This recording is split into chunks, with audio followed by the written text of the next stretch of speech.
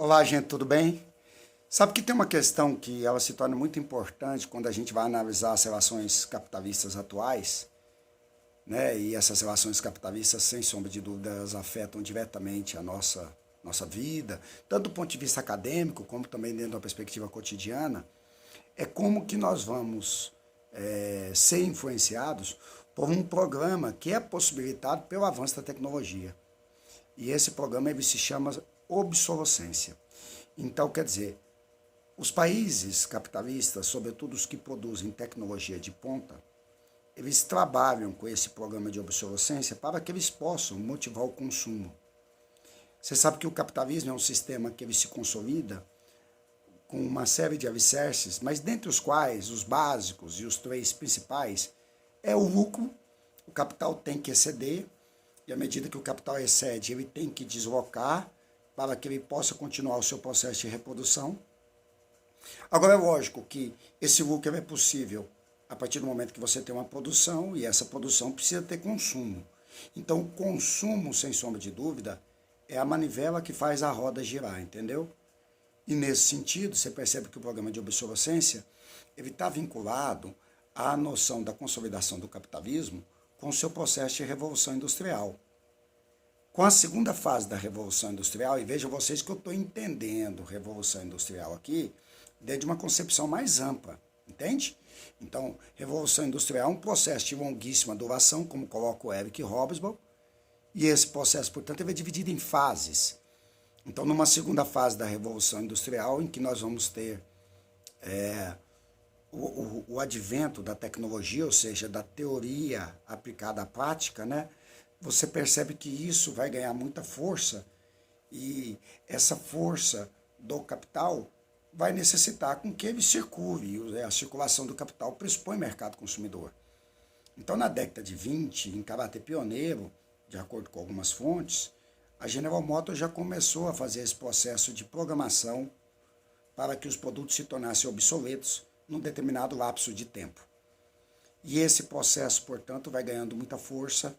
Esse processo fica, sobretudo, forte quando você tem a terceira fase da Revolução Industrial, que acontece nas décadas de 50 e 60 do século XX e por aí adiante. Hoje, muitos concebem que nós estamos numa fase de transição e que dentro em breve estaremos aí no meio de uma quarta fase de uma Revolução Industrial. Mas a terceira fase, que aconteceu na década de 50 e 60, trouxe um grande avanço tecnológico na nanotecnologia, na biogenética, na química fina, mas também na robótica, na informática.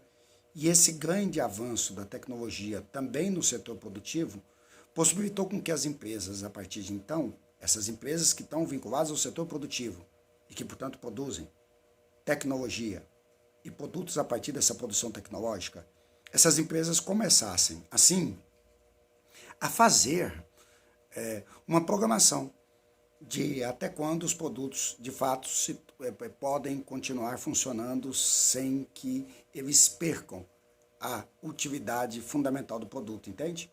E aí vem um programa de obsolescência. E esse programa vai se subdividir em duas obsolescências. Uma programada, em que o próprio avanço da tecnologia possibilita com que haja uma programação para que essa tecnologia possa continuar sendo eficaz na aplicação de um determinado produto. Então, por exemplo, o celular ele tem uma data para que ele tenha sua validade. Chega um determinado momento, as peças vão se tornando obsoletas, surgem novas mídias, surgem novas programações e o próprio componente do celular, ele chega um momento que ele se torna irrecuperável.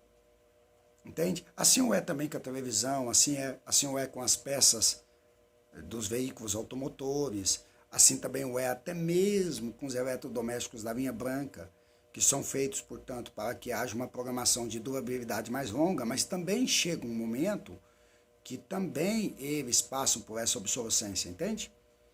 E aí, portanto, a obsolescência se torna a regra do capitalismo, porque o que a gente tem que perceber é que se não girar, com certeza o capitalismo ele perde sua função, porque é um sistema calcado no modelo de expansão.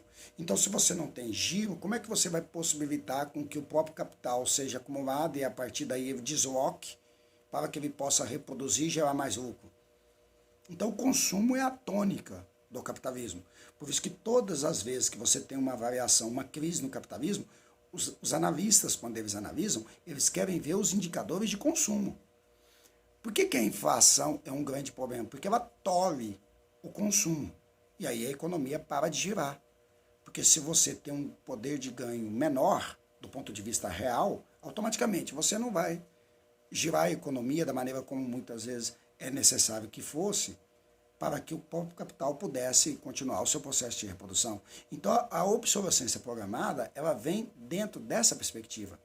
Agora é interessante também que dentro de todo o aparato midiático, né, dentro de toda a estrutura de divulgação de informações, de ideias e tudo mais, você percebe que eles também trabalham com a obsolescência perceptiva. Aí a obsolescência perceptiva, ela está vinculada ao efeito sociopsicológico do consumismo, que atinge a coletividade, claro, a partir de uma perspectiva subjetiva, mas que ganha uma força coletiva. E por que ganha uma força coletiva? Porque um número maior de pessoas, com frequência, vão estar a todo momento acreditando que elas só se tornam incluídas a partir de quando elas consomem. Então, se elas não consomem, geralmente elas não estão incluídas. Entende? E aí a ideia de você sempre trocar de roupa ou comprar mais roupa, não estando necessariamente precisando. Hoje você tem movimentos contrários a isso, a partir do minimalismo, a partir da simplicidade voluntária. Mas, em regra, as pessoas são sugestionadas com todo aparato midiático para que elas se percebam incluídas e, portanto, não se percebam obsoletas. Daí o programa de obsolescência perceptiva, percebe? As pessoas se percebem obsoletas à medida que elas não consomem o novo modelo, o novo farol do carro, entende? Uma nova tecnologia que é agregada no celular e que muitas vezes não necessariamente você vai utilizá-la, ou um novo estilo de roupa.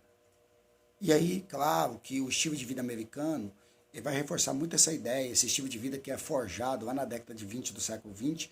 Por quê? Porque ele é um estilo de vida também calcado nessa noção do consumo, entendeu?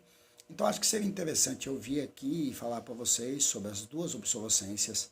A programada, que está diretamente vinculada ao setor produtivo, à medida que a tecnologia ela pode sim ser programada para que num determinado lapso de tempo ela se torne obsoleta, e a outra obsolescência que é perceptiva, em que essa obsolescência está diretamente vinculada a esse efeito sociopsicológico, onde até a cultura se torna objeto de industrialização e, portanto, de mercantilização.